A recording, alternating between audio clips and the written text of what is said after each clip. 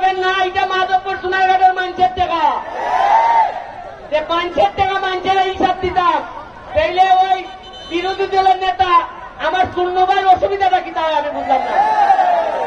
তবে করিমগঞ্জের তারাইল মানুষের, তারাইল উপজেলার মানুষের লাগে আমার দুঃখ হয়। এরা এমনও এক নেতা পাইছে বেটা আল্লাহর কসম করছে যে জনগণের বরাদ্দের কথা হইতো না। আমি তারাইল করিমগঞ্জের মানুষের লেগিয়া দোয়া করা ছাড়া আমার আর কোনো ভোট নাই। কোন এই পর্যন্ত বরাদ্দ পাইছে 29.29 কোটি টাকা। কত পাইছে? জীবনে আগে চিরাইনি খেলতে খাওয়ায়। আমার এমপি হিসাবে আমার সম্মানী কত? 1 লাখ। আমি যে সম্মানী ভাই আগে চিরাইনি।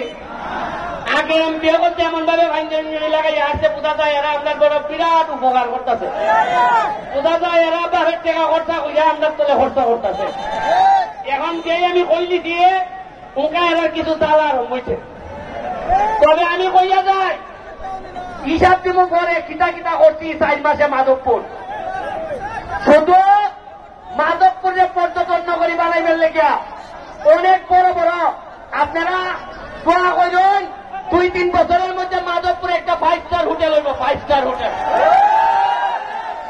আর হইল গিয়া আমি কইয়া দিতে মাধবপুরে যতদিন পর্যন্ত আমি এমপি আছি কোন ধরনের চান্দাবাজি চলতো না।